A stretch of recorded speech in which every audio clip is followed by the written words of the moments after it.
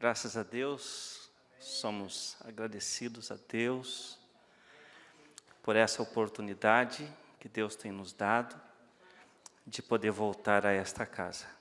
Primeiramente, agradecer a Deus por tudo que Ele tem feito na nossa vida, pelo privilégio de estar aqui esta noite. Quero honrar primeiramente a Deus, em segundo lugar, a minha esposa irmã Simone, uma incentivadora, uma apoiadora do chamado que Deus tem delegado à minha vida. Também a minha pequena capela, Joshua, Sofia, que Deus tem nos dado esse privilégio de pastorear. Não adianta o homem ganhar o mundo inteiro e a sua casa cair à ribanceira, mas Deus me deu esse privilégio de poder estar sendo pai e também pastoreando uma pequena capela. Então, sou grato a Deus pela minha família. Em terceiro lugar, agradecer ao pastor Carlos Alberto, sua muito digna esposa. Obrigado pelo carinho, pela recepção, pelo convite que vocês estenderam a nós. Nós estamos ali em Port Charlotte, morando e fazendo aquilo que Deus nos chamou a fazer. Moramos em Punta Gorda e estamos ali há aproximadamente 3 anos. Estar aqui também junto com amigos, irmão João, Joshua, Kelly, a irmã Solange. Então a gente fica muito feliz. Aproveitar o ensejo também para parabenizar a irmã Odila. É bom que a Kelly lembrou. Eu dei uma espiadinha no Facebook e eu vi lá a felicitação do pastor Hildo. Acredito estar em viagem. Então, que Deus lhe abençoe. Eu também vejo aqui um amigo que Deus me deu, o Jovino. Jovino é meu amigo de longa data. E um dia ele me fez uma surpresa muito agradável. Ele me mandou uma mensagem e disse assim: estou indo aí na tua capela. Eu disse: então venha. E foi. Chegou lá e foi uma alegria muito grande estar com ele. Obrigado, Jovino. Tenha o meu carinho, o meu respeito e que Deus te abençoe. Eu recebi um convite para trazer uma palavra a vocês e eu agradeço muito a presença de cada um de vocês aqui, desde a liderança da igreja, os irmãos que nos antecederam, o obreiro que fez aqui a parte introdutória, o pastor Carlos que deu a abertura, aos músicos, a todas as irmãs que estão aqui, a sonoplastia, os irmãos que cuidam da transmissão via as mídias sociais. Muito obrigado, que Deus abençoe a cada um de vocês, tá bom? Que Deus abençoe vocês de uma forma muito especial. Eu tenho um compromisso aqui essa noite, e o meu compromisso não é com você. Eu tenho que dar essa notícia para você aqui essa noite. Eu não tenho compromisso nenhum com você. O meu compromisso é de trazer uma palavra que Deus colocou no meu coração. E ai de mim, se eu voltar para minha casa e levar aquilo que Deus colocou no meu coração. Então, de forma muito respeitosa, eu quero aqui transmitir a vocês esta noite uma palavra que venha de encontro à sua alma, ao seu espírito, e que você possa sair daqui esta noite edificado. Que você possa sair daqui essa noite dizendo: de fato, Deus falou comigo. Com carinho, respeito, coloquem-se a planta dos seus pés, se coloquem em pés. Tá bom? Abram a sua Bíblia.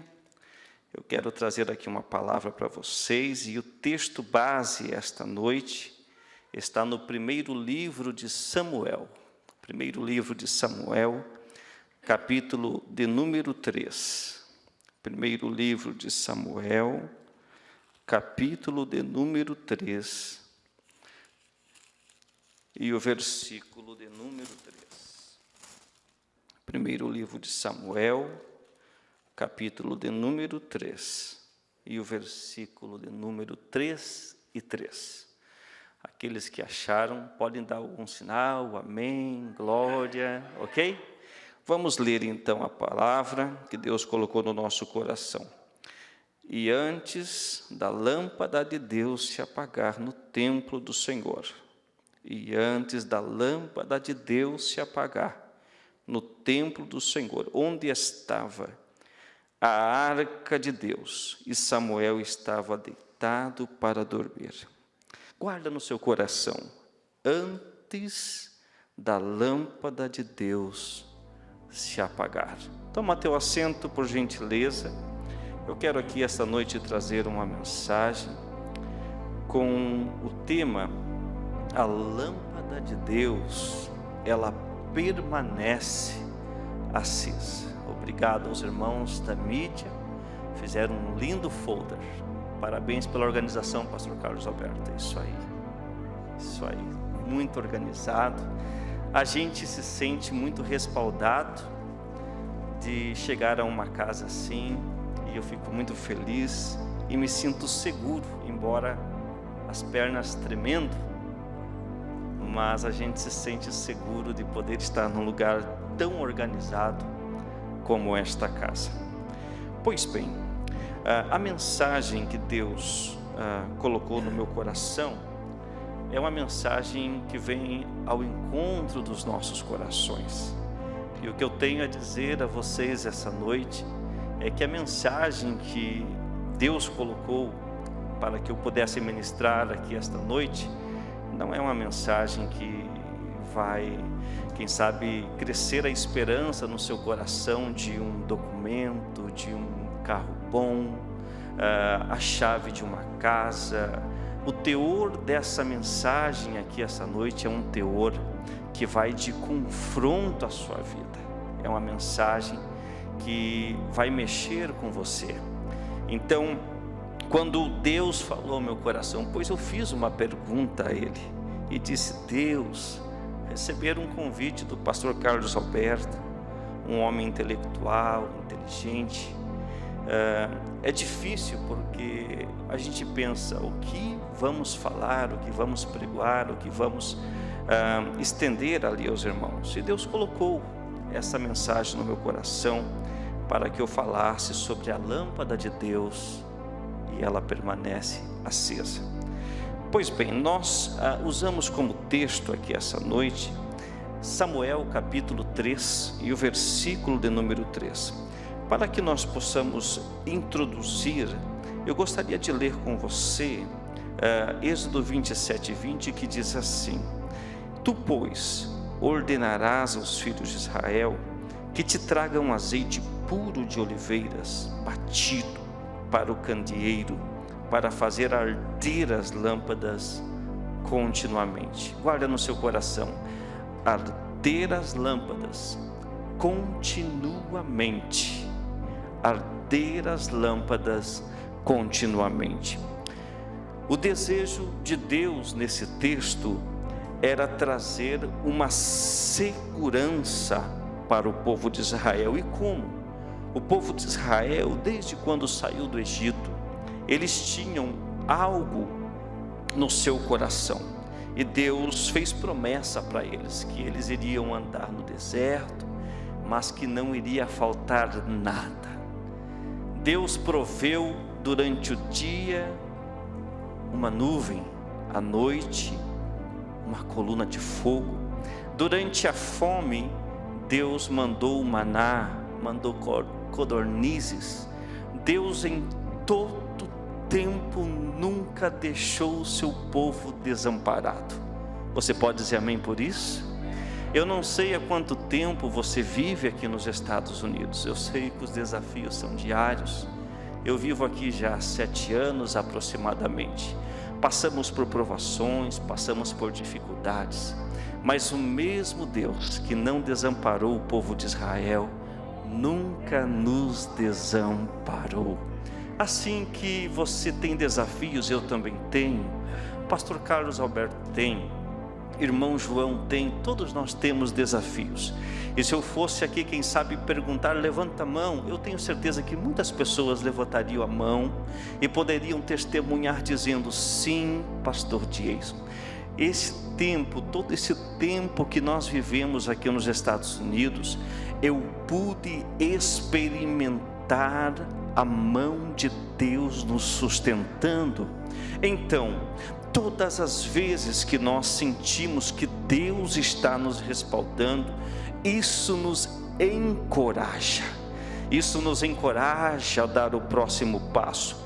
O que estava acontecendo com o povo de Israel era uma situação degradável, pois eles tinham uma promessa tão linda na sua vida, mas mesmo assim, eles procuravam por outros caminhos alternativos. E parece que é muito mais fácil ir para um caminho que parece ter mais alternativas, do que você ir para um caminho que parece ser um pouquinho dificultoso. Mas o caminho fácil nunca vai te levar aonde você quer. O caminho fácil vai ser mais longo, mais dificultoso, e eu não vou te garantir que você vai chegar lá. Mas quando você topar o desafio e falar para Deus: Deus, eu estou aqui, e não importa a situação que eu passar, eu vou seguir naquilo que o Senhor me chamou. Então, o que eu quero falar aqui esta noite, nessa pequena introdução, é que eu não sei, esse é um jargão de muitos pregadores, eu não sei como você chegou, mas na verdade a gente sabe, pois a gente olha para as pessoas, a gente sabe das lutas que estão passando, das provações que estão passando, e muitas vezes a gente olha, a gente sabe que está sofrendo, sabe que está passando por uma prova, e muitas vezes nós deixamos de fazer algo que é para fazer e não fazemos. E na verdade o que nós precisamos é liberar uma palavra de vitória. Muitas pessoas não entendem, e muitas pessoas dizem: eu sou um profeta, mas nem sempre ser profeta quer dizer que tem o dom da profecia. O profeta é aquele que tem a palavra de Deus como ferramenta principal. Então, quando o profeta abrir a boca para falar alguma coisa para você, não quer dizer que ele está liberando um manto de mistério para você, ele está liberando uma palavra para você, e se você permitir que essa palavra se concretize, depende totalmente de você. Eu conheço pessoas que quando recebem uma profecia, a pessoa diz: não, eu não aceito esse tipo de palavra. E a palavra de Deus, ela dá legalidade para que a profecia ela seja julgada. Então, quando você recebe uma palavra de Deus, está no seu coração receber aquela palavra ou não. E o que eu tenho a dizer para você aqui essa noite é que você veio no lugar certo, você veio no lugar que Deus preparou para você, e só depende de você. Eu estou liberando uma palavra de Deus para o seu coração, mas depende mais de você do que de mim. Eu apenas quero dizer para você que esta noite vai ser uma noite inesquecível. Agora basta você aceitar ou não, vai depender de você sair daqui do mesmo jeito que você chegou, com as mesmas lutas, as mesmas provações, mas se você acreditar e falar: eu recebo esta palavra, e a minha vida vai ser mudada radicalmente, porque eu creio na palavra do Senhor. Você acredita sim? Acredita sim ou não? Acredita, Jovino? Isso aí, a palavra de Deus que sai da nossa boca, muitas vezes tem o destino certo, mas as pessoas não dão legalidade para que a palavra de Deus se cumpra na sua vida. São pessoas travadas, são pessoas que não dão a liberdade para que o Espírito Santo de Deus trabalhe. Mas essa noite, abra o seu coração e deixa Deus falar com você. O que nós encontramos no capítulo 3 de Samuel e no versículo 3, é um povo sofrido, é um povo que está passando por dificuldades, é um povo que está passando por crises. Guarda isso no seu coração. Quando Deus levanta Samuel, antes de Samuel ser gerado, Ana ia uma vez ao ano ao tabernáculo oferecer sacrifícios a Deus. Em uma das oportunidades em que Ana chega no tabernáculo, ela está tão amargurada, ela está tão triste, ela está tão para baixo, como diz a nossa força de expressão, que o sumo sacerdote do tabernáculo, Eli, ele está escondido, ele está atrás de uma coluna.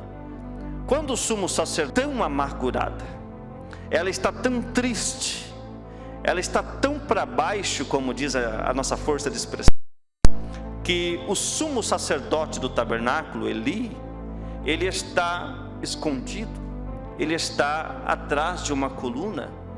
Quando o sumo sacerdote tão amargurada, ela está tão triste, ela está tão para baixo, como diz a nossa força de expressão, que o sumo sacerdote do tabernáculo, Eli, ele está escondido, ele está atrás de uma coluna. Quando o sumo sacerdote tão amargurada, ela está tão triste, ela está tão para baixo, como diz a nossa força de expressão, que o sumo sacerdote do tabernáculo, Eli, ele está escondido, ele está atrás de uma coluna. Quando o sumo sacerdote tão amargurada, ela está tão triste, ela está tão para baixo, como diz a nossa força de expressão, que o sumo sacerdote do tabernáculo, Eli, ele está escondido, ele está atrás.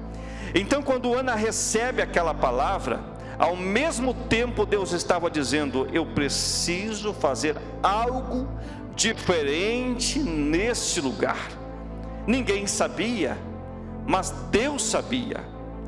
Ana, quando orou a Deus, Ana disse o seguinte: se tu, Senhor, me deres um filho, esse filho não será meu, esse filho será para o Senhor. Ana sabia que, fazendo um propósito com Deus e recebendo uma palavra de liberação de Eli, Ana sabia, essa é a chave de conexão.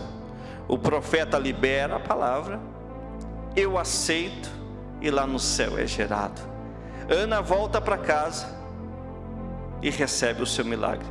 O que acontece é que Israel, em meio ao nascimento de Samuel, está passando por um colapso espiritual, está passando por um momento de crise espiritual. Por quê? Ana, em um momento, chega a falar para Eli: ei, eu não sou filha de Belial. Ana diz isso, irmã Maria. Ela usa esse termo, dizendo: ei, não tenha tua filha por filha de Belial. Por que Ana estava usando essa expressão? Porque a situação de Israel estava daquele jeito, não somente pelo comportamento do sumo sacerdote, mas sim pelo comportamento dos filhos do sumo sacerdote. Então, escute bem, quando Ana volta para casa, Ana está faceira. A história nos relata que quando Ana subia e estava amargurada. Penina estava no seu pé, dizendo: eu posso gerar filhos e você não pode.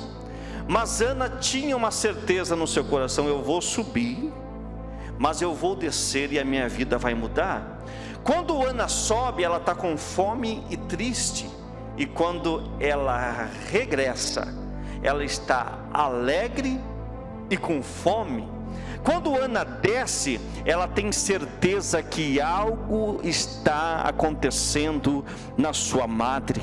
Ana está feliz, porque ela sabe que a história de Israel vai mudar. Ana está feliz, por quê?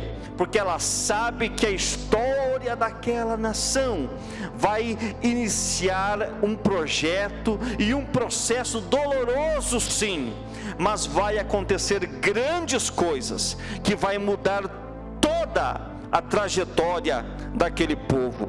Pois bem, quando Eli, o sumo sacerdote, tinha voltado as costas para Deus, em 1 Samuel 2:29, ele havia abandonado muitos princípios, muitas coisas que Deus havia falado para ele, ele já havia abandonado.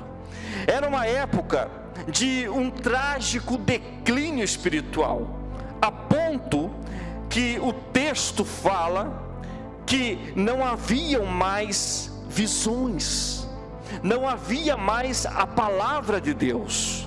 Ou seja, o que estava acontecendo com aquele povo era um declínio espiritual muito grande. E nesse processo, Ofni e Finéias, filhos do sacerdote Eli, estavam fazendo coisas que para Deus era totalmente pecado, e pecado, e pecado. Quando Deus concede que Ana tivesse o seu filho, veja o que acontece. Ana está gerando, e Deus está dizendo: está chegando a hora dessa nação viver um novo tempo.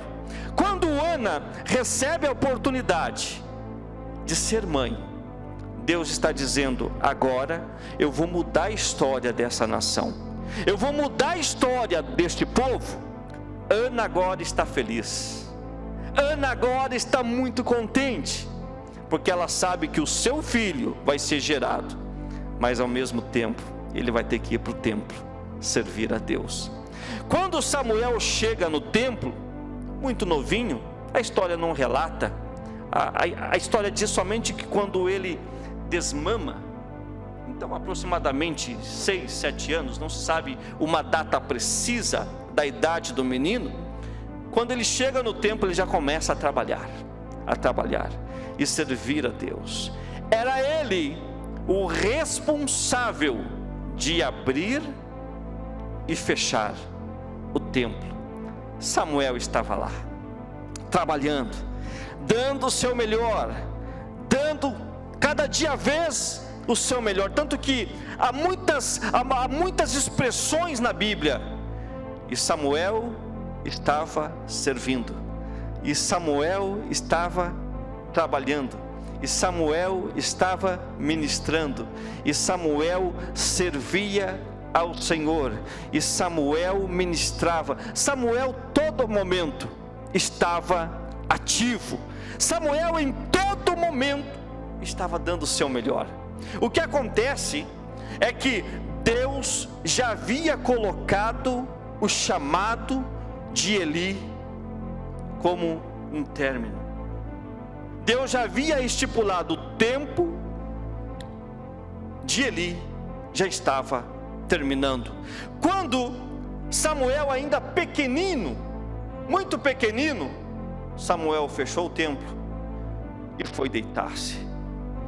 Quando Samuel foi deitar-se, a história diz o seguinte: e Samuel, ouvindo uma voz, disse: o quê? Não sei. Samuel não sabia ainda reconhecer a voz de Deus. Samuel se levanta, vai até o quarto de Eli e diz o seguinte: ei, Senhor, tu me chamaste? Eli disse: não, volta para o seu aposento. De repente Samuel escuta de novo: Samuel, Samuel. Samuel volta para Eli: ei, Senhor, tu me chamaste? Samuel volta para o seu quarto, e pela terceira vez Samuel vai ao quarto de Eli e diz o seguinte: me chamaste, Senhor? E ele disse: não. Só que Eli estava entendendo que Deus estava chamando a Samuel, tanto que ele disse o seguinte: se você ouvir esta voz, fala, Senhor, que o teu servo ouve. Quando Samuel volta para o seu quarto, ele escuta a voz do Senhor, e quando Samuel ouve a voz do Senhor, Samuel disse: sim, Senhor, fala, que o teu servo ouve. Quando Samuel ouve a voz do Senhor, o Senhor fala para Samuel: eu tenho um juízo sobre a casa de Eli. O meu juízo é esse: eu vou tirar Eli, eu vou terminar com tudo que está acontecendo dentro desse templo. Tudo vai terminar. Aí o texto ele fala, no capítulo 3 e no versículo 3: antes da lâmpada de Deus se apagar no templo do Senhor, onde estava a arca de Deus, e Samuel estava deitado para dormir. A lâmpada de Deus, ela estava acesa, e antes que ela se apagasse, Deus chamou a Samuel. Antes que a lâmpada de Deus se apagasse, Deus chamou a Samuel. Que coisa mais maravilhosa é ouvir Deus chamar alguém para uma grande... E que desafio Samuel tinha, mesmo menino, ter que levar, irmã Maria, uma mensagem tão pesada para o seu líder, para o sumo sacerdote. Samuel estava numa situação muito difícil. Samuel estava numa situação, olha, eu não gostaria de estar na situação de Samuel, mas Samuel precisava levar esta mensagem. O que nós entendemos nessa mensagem é que Deus sempre tem uma estratégia em meio a uma crise. Deus sempre tem um plano em meio a um caos espiritual. Deus, Ele sempre tem um plano para restaurar aquilo que Ele quer fazer. Quando Eli, os seus filhos, transgrediram tudo que Deus havia preparado para Israel, disse, não, assim não pode continuar. Eu preciso fazer algo e mudar tudo isso. Uma coisa é fato, e aqui eu entro na mensagem que Deus colocou no meu coração, que o pecado de Eli e de seus filhos Ofni e Finéias trouxe morte para Israel. O pecado, quando entrou, trouxe um dano tão grande na vida daquele povo, que fez com que as visões parassem, e a palavra não era tão normal naquele tempo. O pecado parece ser tão bom, tão agradável, mas o final dele é de morte. Provérbios fala sobre isso. Há caminhos que para o homem parecem corretos, direitos, mas o fim deles é caminho de morte. A tua Bíblia diz isso, pastor Carlos? A minha também diz, e a sua? Meus irmãos, o pecado parece ser tão bom, mas o fim dele é morte. Eu posso esconder o pecado da minha esposa, dos meus familiares, mas dos olhos de Deus, nada foge. O pecado de Israel não passou despercebido da ótica de Deus. Uma hora a conta vai chegar. Quando nós olhamos esta passagem bíblica, nós entendemos que o pecado de Israel trouxe grandes consequências. Faltou visão e faltou palavra. E se não tem palavra, como haverá conversão?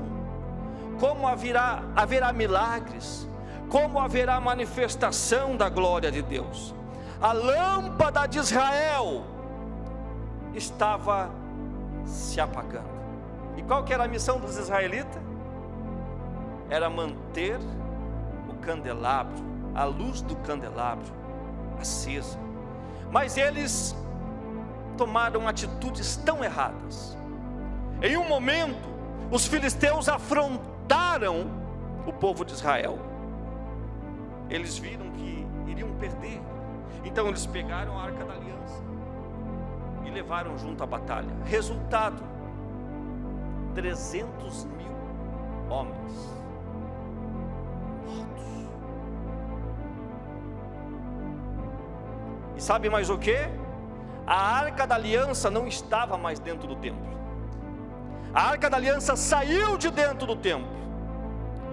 E a luz não estava mais no meio do povo, que era a aliança perpétua de Deus, para que o povo estivesse se sentindo seguro. A Arca da Aliança não estava mais ali. Então nós entendemos que Deus estava trazendo juízo sobre aquele povo. Não havia mais unção, não havia mais visão, não havia mais palavra, não havia mais manifestação, não havia mais nenhum tipo de sinal dentro da capela. Estava vazio. Vocês não acham que é mais ou menos um paralelo do que está acontecendo hoje?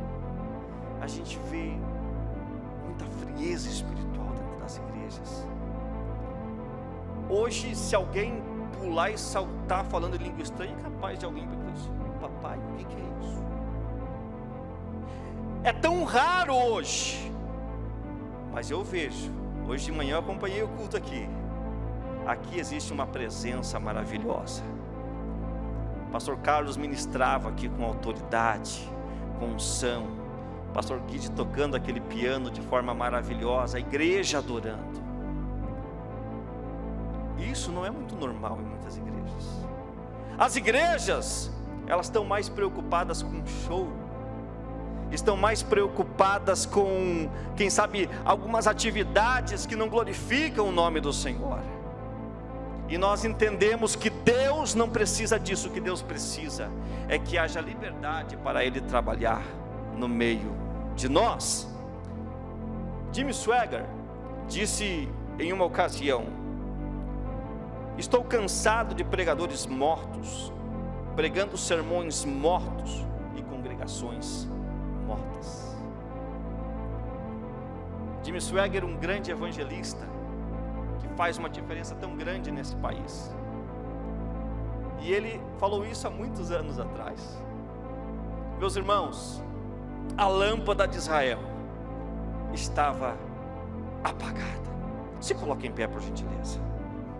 Se coloque em pé, por gentileza. Se coloque em pé, por gentileza. Se coloque em pé. Olha aqui para mim, com muito carinho, muito respeito que eu tenho pela sua vida. Eu não sei você, mas eu falo de mim. Nesse tempo que nós estamos aqui na América, eu já ouvi muitas pessoas, Carlos Alberto, dizer assim: ai, que saudade de um culto avivado. Você já ouviu isso, pastor Carlos? Já ouviu? Já ouviu alguém falar assim: ai, que saudade de ir num culto pegado.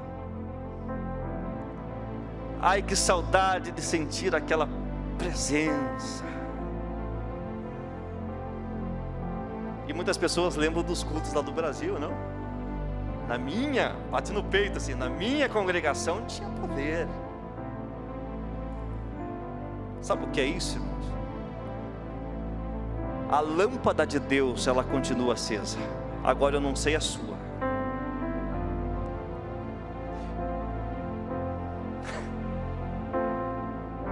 Você vem nos cultos e você fala assim: que culto frio.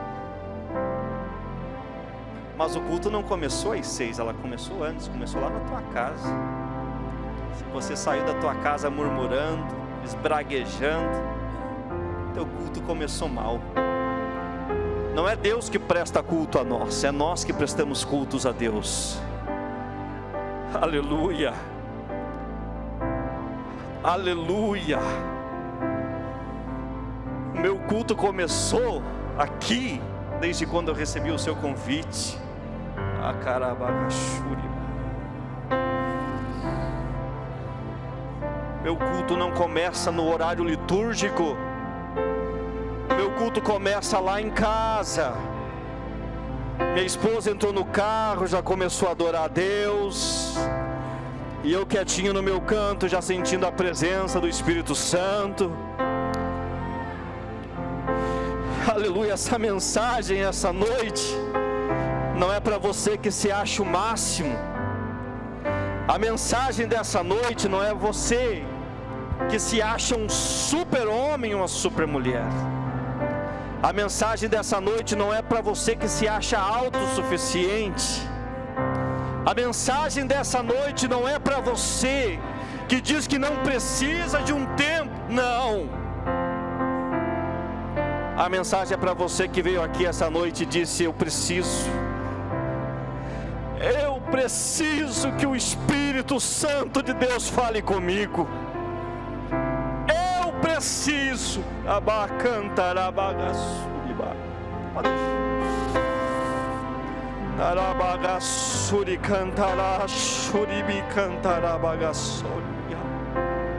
Esse culto é para você que há muito tempo não sente a presença do Espírito Santo. Esse é culto para você. Esse culto é para você que veio aqui dizendo: Deus, fala comigo, Senhor. Você entrou aqui e disse: já me machucaram tanto. É para você esse culto, minha filha. Levanta suas mãos para os céus. Fala comigo, Senhor. Você entrou aqui e disse: já me machucaram tanto. É para você esse culto, minha filha. Se acesa. E se você veio aqui essa noite dizendo: Deus, eu preciso reacender, Senhor, a minha lâmpada. Eu quero essa noite liberar uma palavra de Deus para o seu coração. Essa lâmpada vai voltar a acender. Você vai voltar a sentir a presença do Espírito. Oh glória, oh glória. Você vai voltar a sentir a presença de Deus. Abaixo, Uribe cantará bagaça.